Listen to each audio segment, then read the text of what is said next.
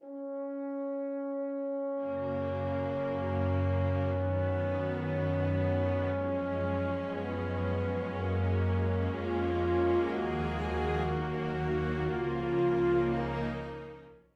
morning, Patriots. Good morning.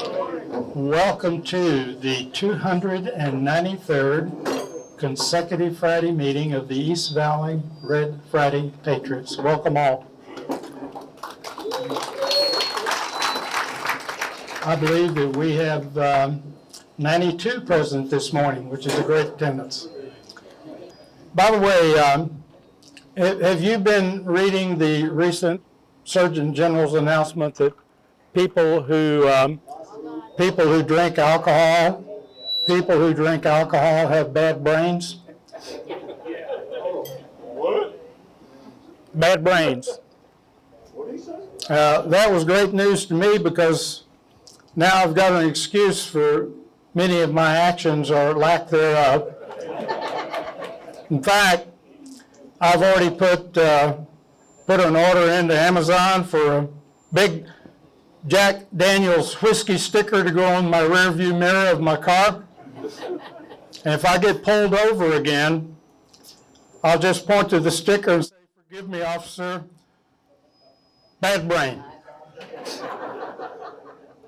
You know, speaking of bad brains, I've got a cousin over in Northeast Texas.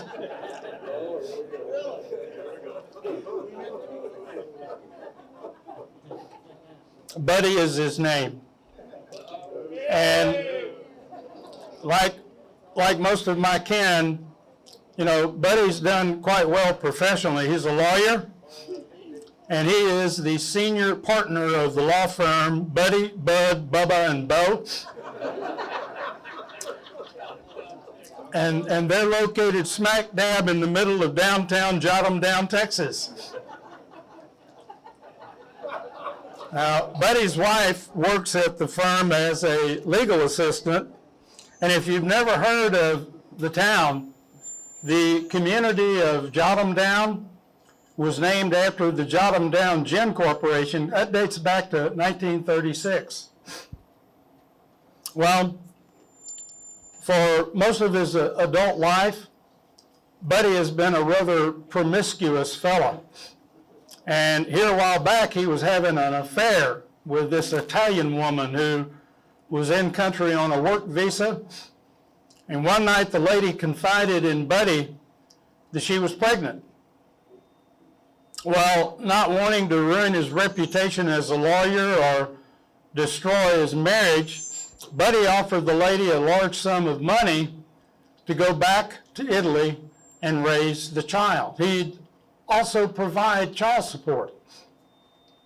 Well, reluctantly, she agreed, but she said she was concerned about how Buddy would know when the baby was born. So, to keep it discreet, Buddy told her to simply mail a postcard to his office and write the word spaghetti on the back of the postcard.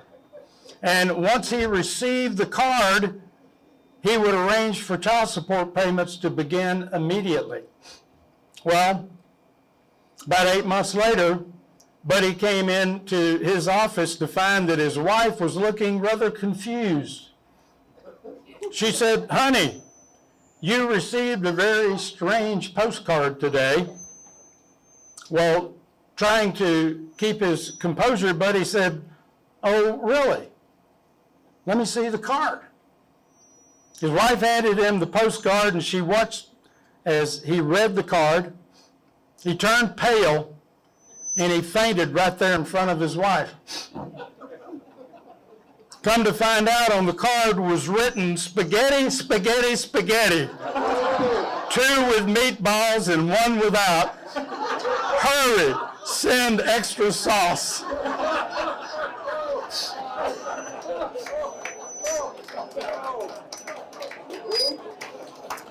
Well, needless to say, things went downhill from there, both with Buddy's law firm and his marriage. Folks, I've really got a strange family. I love them dearly. At this time, I would ask that Kelly McDonald, Karen Confederick, and any of her supporting Daughters of the American Revolution staff come forward. Folks, Kelly is the regent of the Apache Trail Chapter, National Society Daughters of the American Revolution. Karen is the chapter treasurer.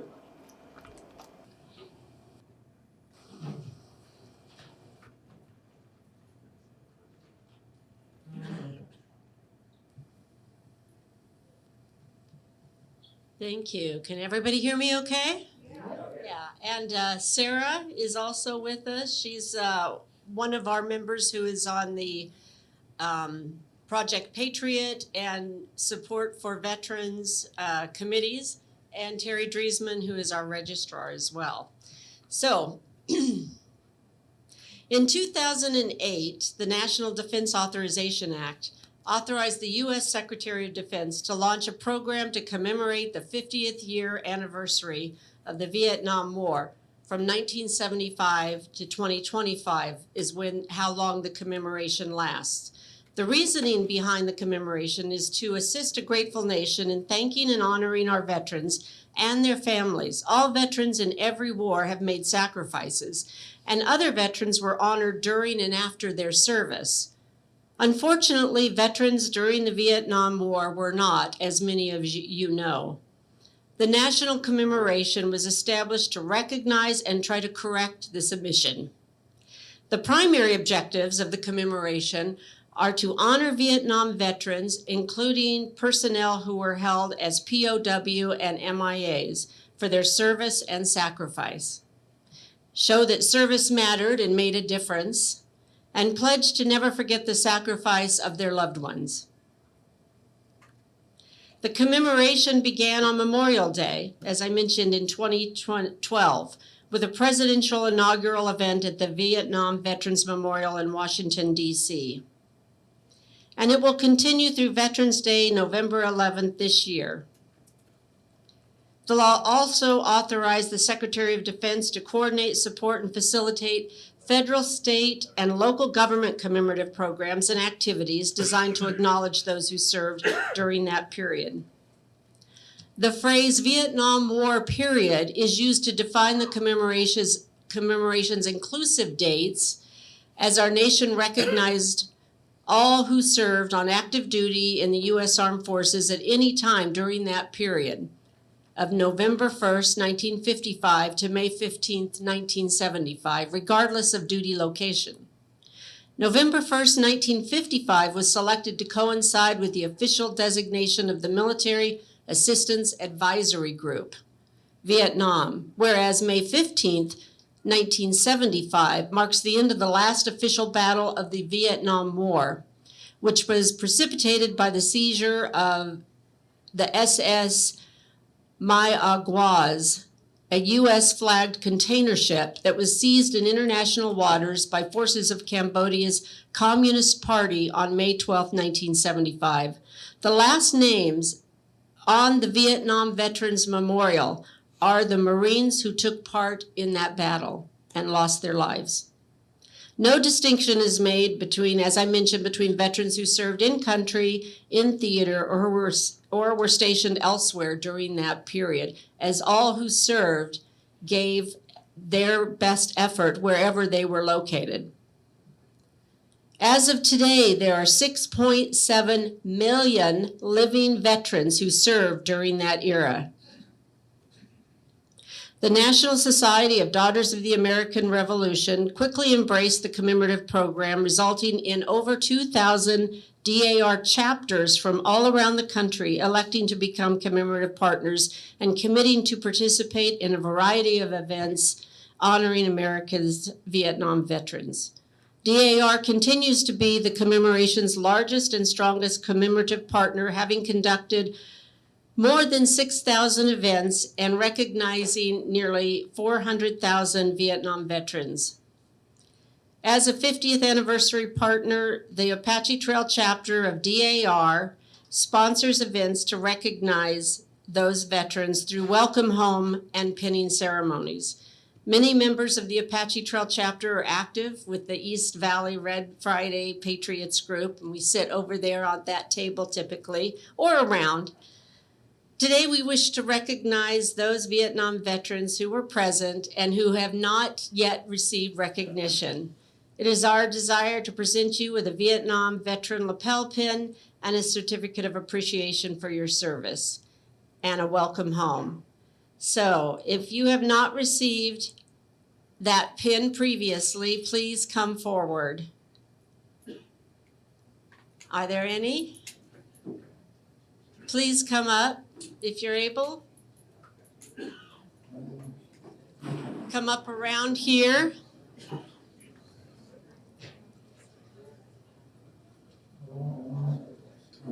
Come on up.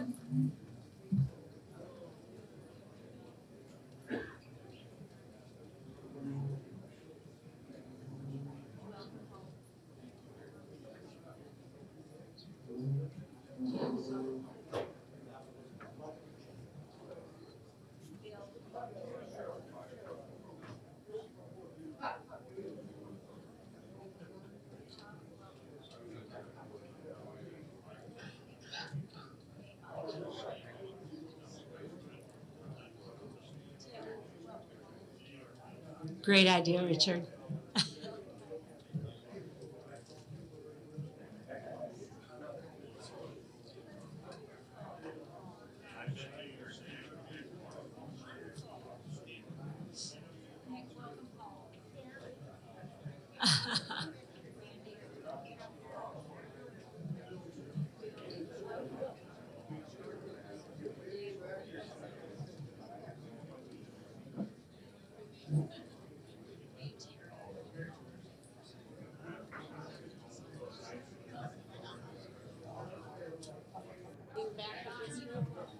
Could some of you stay up on the stage for pictures afterwards? I think we're going to get a picture of.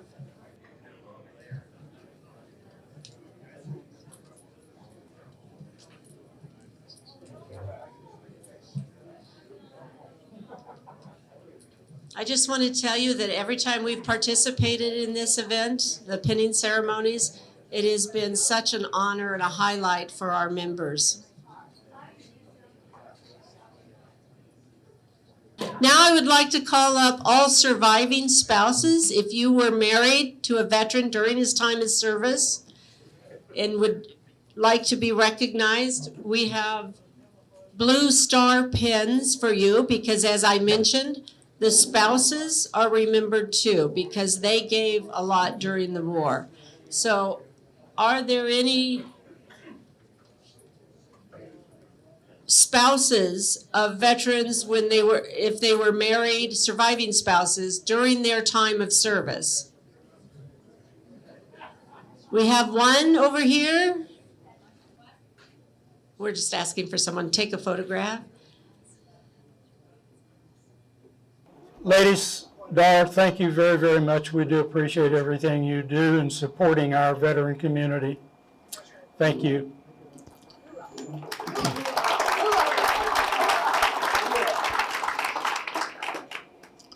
You know, occasionally we're reminded of unsung heroes and heroines whose actions may have had a significant effect on historical events.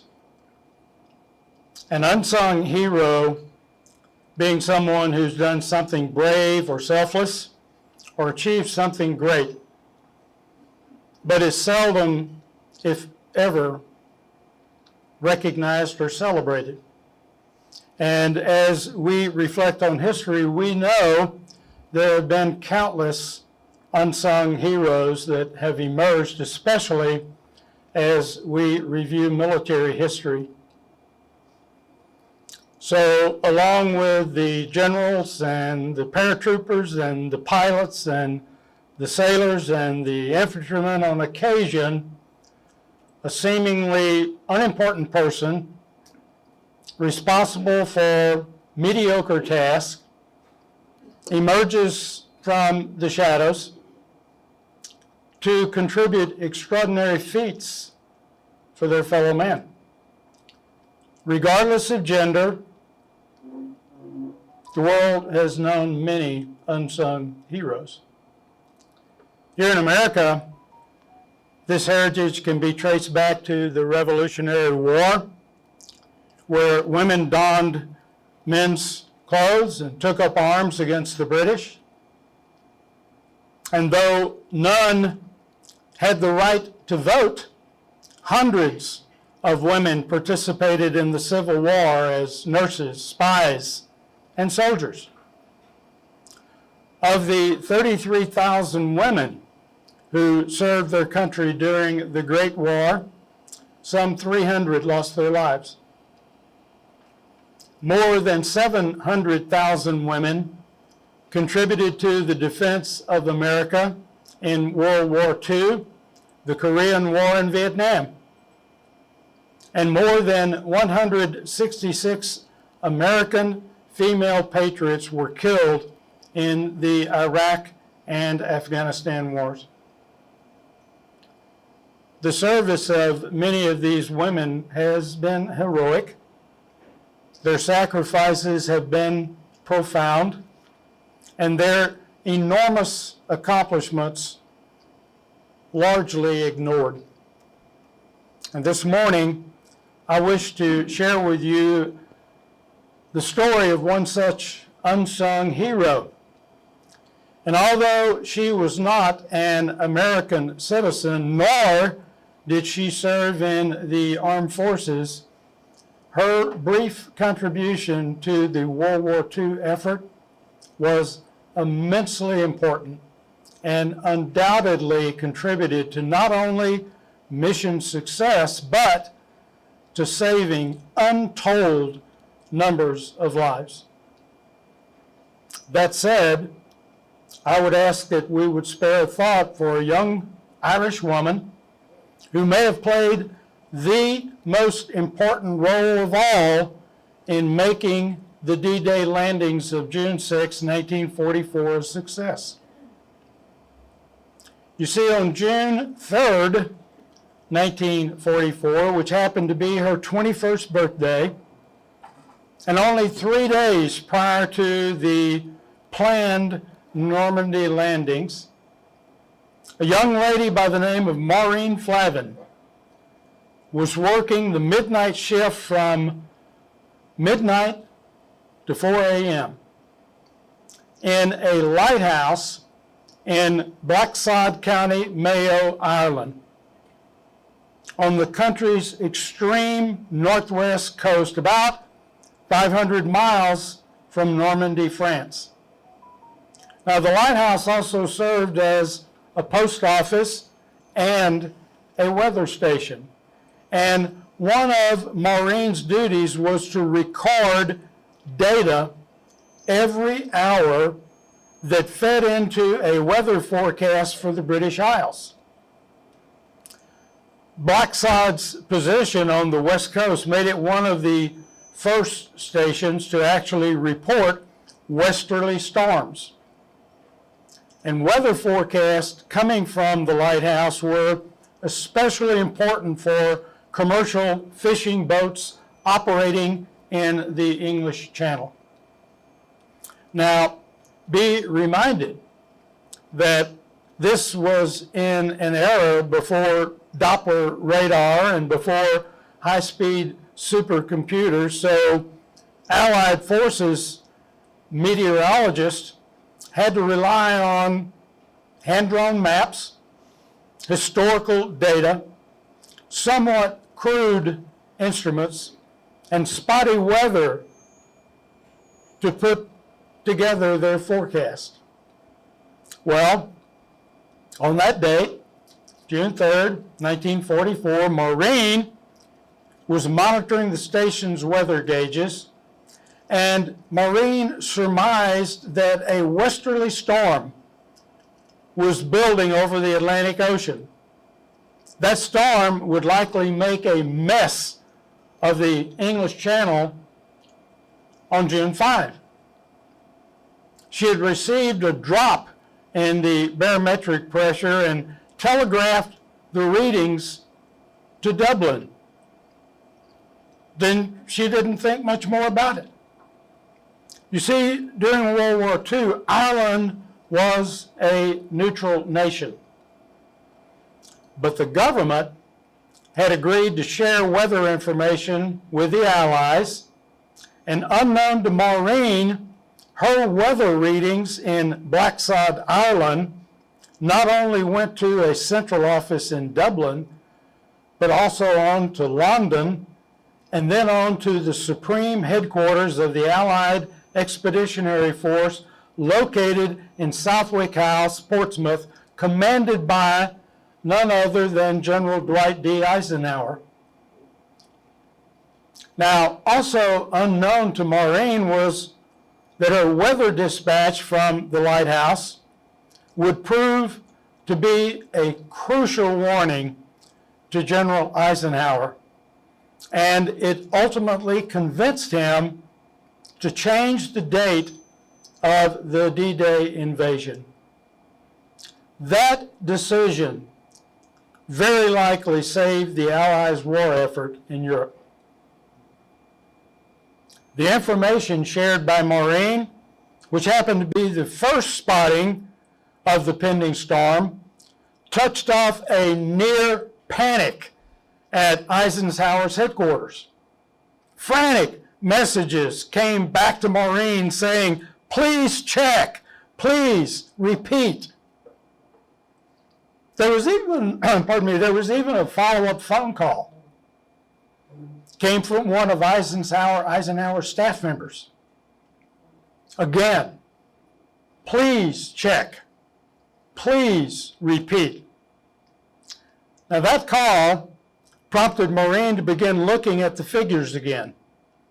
She checked, and she rechecked, and confidently reconfirmed that her forecast was accurate for 5 June 1944. In fact, Maureen's forecast was given top priority, and it reached Group Captain James Stagg, who was a Scot in the Royal Air Force, who was Eisenhower's chief weather officer, meteorologist.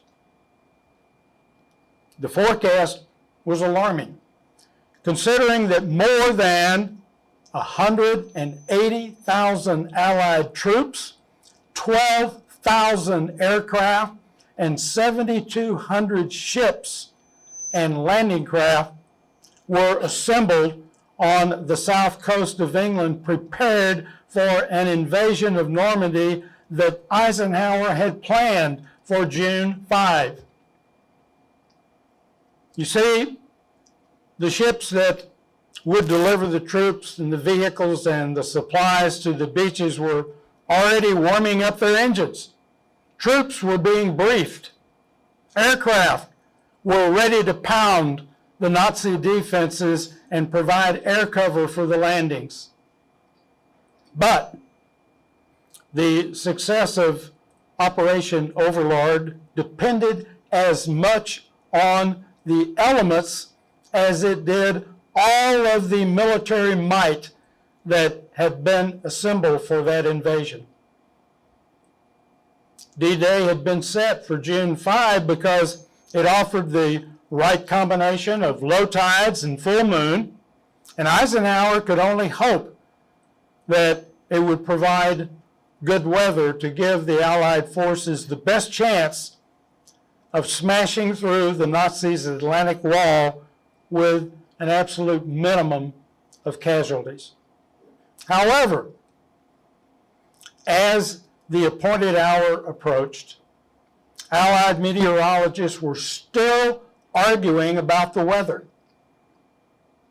And while U.S. Army Air Force experts forecasted that good weather would continue, Britain's meteorological office predicted high winds that could swamp landing craft, and they also predicted a thick cloud cover that would hamper air operations. So, relying on the readings that Maureen took at Blacksod Point, Chief Meteorologist Martin Stagg finally told Allied commanders that the weather would be unfavorable on June 5. But he told Eisenhower that there would be a window over the channel on June 6 that would allow the D-Day landings to proceed. As D-Day, June 5, approached, Eisenhower faced a very serious dilemma. If he gave the word to go and the weather turned sour, the lives of thousands of men and massive amounts of equipment and supplies would be lost. Worse yet, the Germans would have learned beyond a doubt where the Allies had planned to invade, eliminating the advantage of surprise. Thank goodness, Eisenhower delayed the landings, and historians have agreed that the invasion would have been a complete disaster if Eisenhower had given the go signal on June 5. In 1946, Maureen would marry the lighthouse keeper, Ted Sweeney, and she would become Maureen Flavin Sweeney. And after the war, Maureen Sweeney took over the post office, running it until her retirement in the early 2000s. It's interesting to note, she didn't even learn about her role in history for more than 10 years, when in 1956, Ireland's Meteorological Service gave her a copy of the data that informed the D-Day weather forecast. It was then when Maureen was hailed in the Irish newspapers as an example of the little-known figure whose simple performance of duty had historic consequences.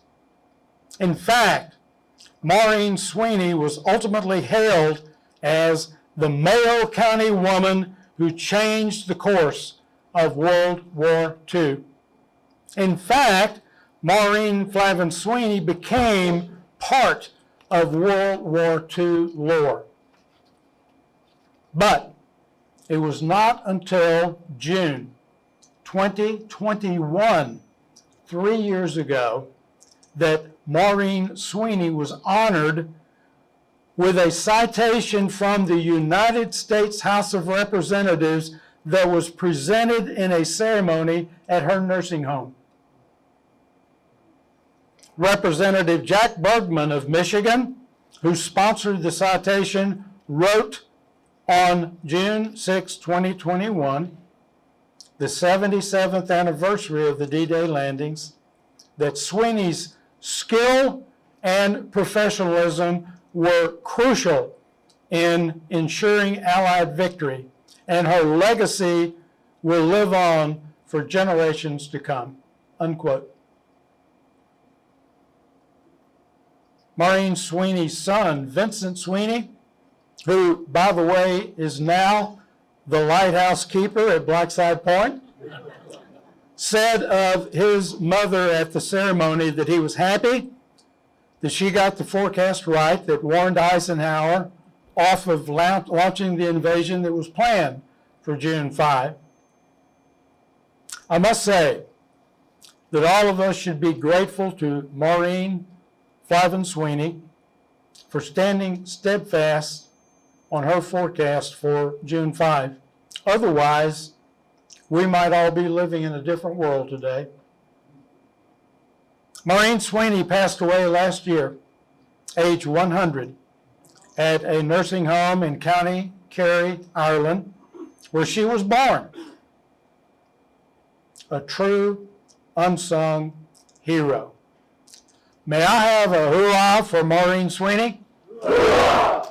I'm sure Maureen would appreciate that.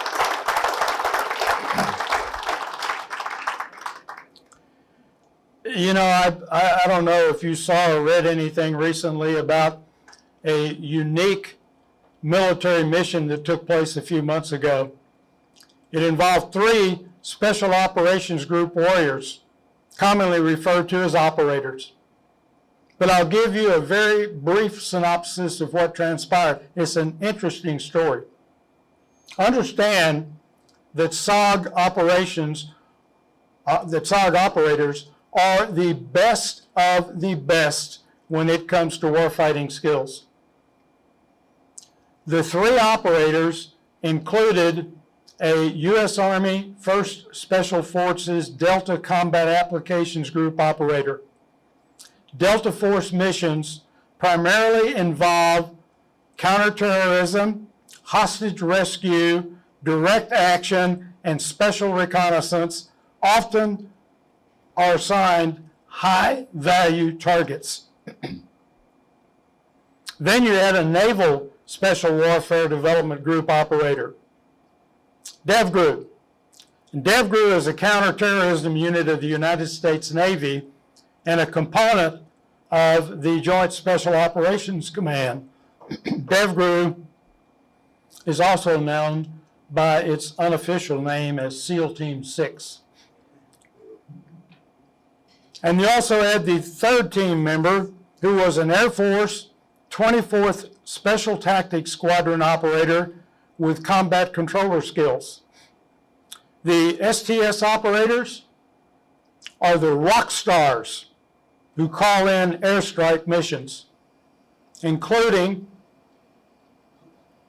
in this particular group, are their special tactics teams.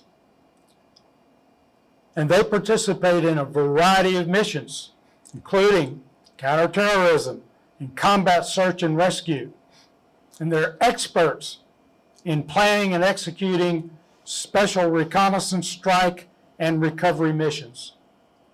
So, you got these 3 highly skilled, extraordinarily well-trained operators that were part of a hand-picked team to go out and remove Al-Qaeda targets in Somalia. And they found out there was a terrorist training camp just north of a nearby town where they happened to be quartered. So they recruited some locals and they drove out to scout the training camp. And after analyzing the situation, the Air Force operator couldn't find any air assets to support a strike.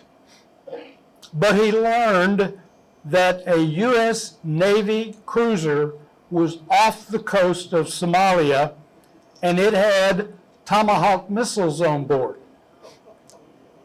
Now, understand that a Tomahawk missile can be fired up to a range of 1,500 miles, depending on the specific model and configuration, with newer versions of the Tomahawk potentially reaching even further. And Tomahawks are primarily designed and used against ground targets, making them a land attack missile, typically launched from ships and submarines to strike targets on land at long range with high precision. They are considered a key weapon for deep land attack.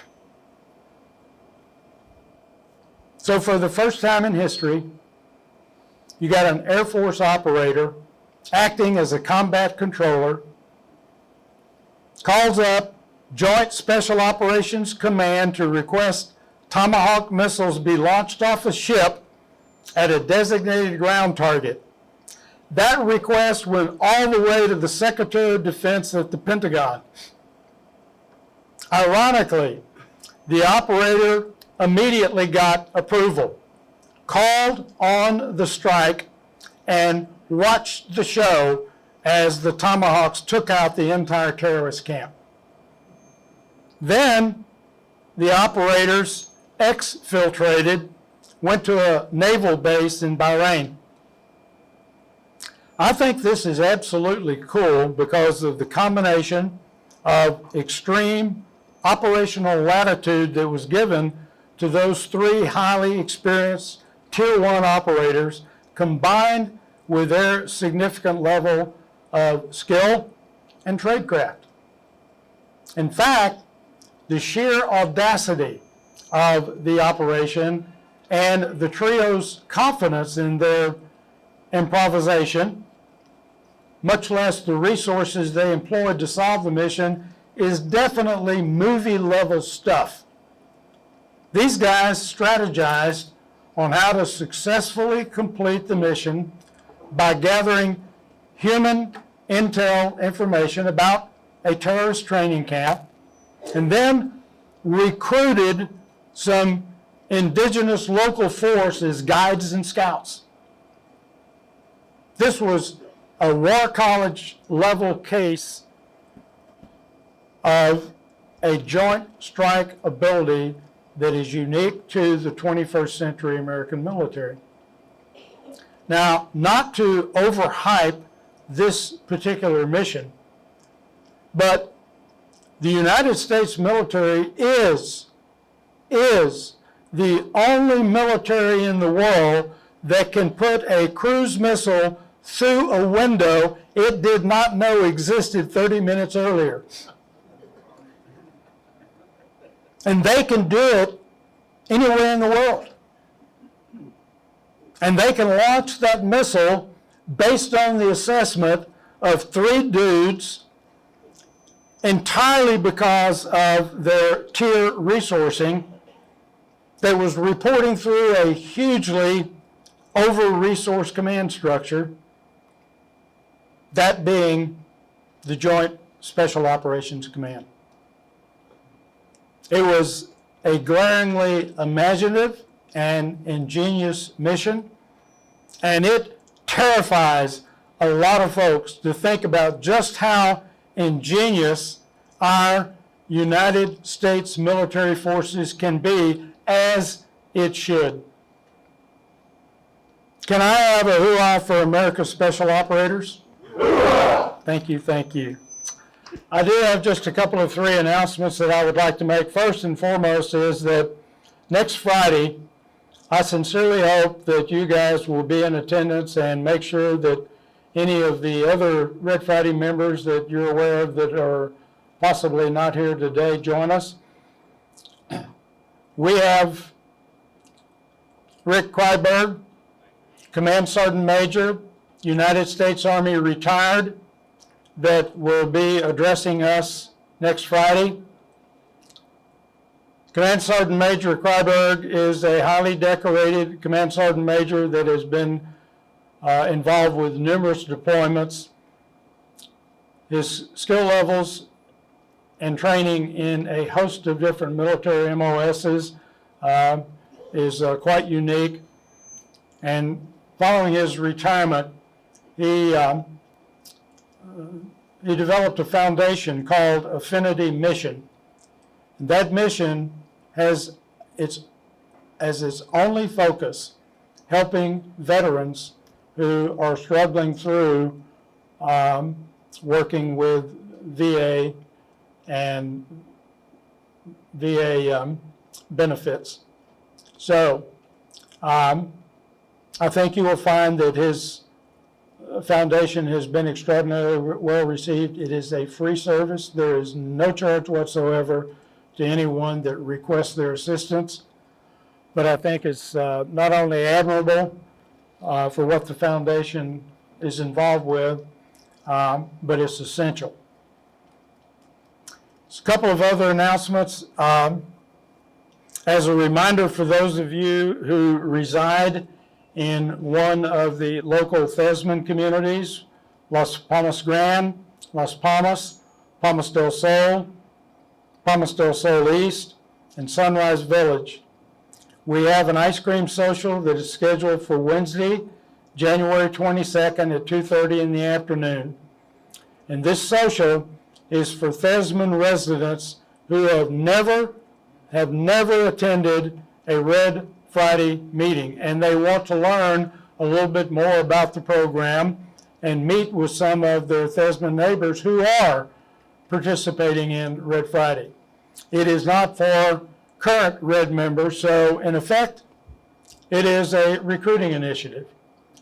So if you live in one of the Thesman communities and you know folks that might be interested in joining us for our Red Friday breakfast assemblies, please extend an invitation and have them join us on January 22nd for that ice cream social. Yeah, all of the Thesman activities directors have been briefed on this social, and they will provide tickets to those who come to the activities office and ask. That way we're able to determine in advance how many people wanted to participate. Also, I wanted to advise that you should be aware that we've already started scheduling keynote speakers for first quarter. And I would ask that when you're notified of an upcoming guest speaker, please plan to attend. It's the least that we can do to demonstrate our appreciation for their commitment to address this group, and we always learn something from those that have delivered presentations for our Red Friday program. To our guests, first-time guests, thank you for joining us today. Sincerely appreciate your visit. Hope you'll join us again soon. Please know that you'll always be welcome to our Red Friday assemblies. To our Daughters of the American Revolution Apache Trail Chapter, thank you for delivering the commemorative pins and certificates today. And as a final reminder, let's not forget to keep our deployed warriors in our thoughts and prayers and continue to demonstrate our support for these fine men and women. Enjoy your weekend.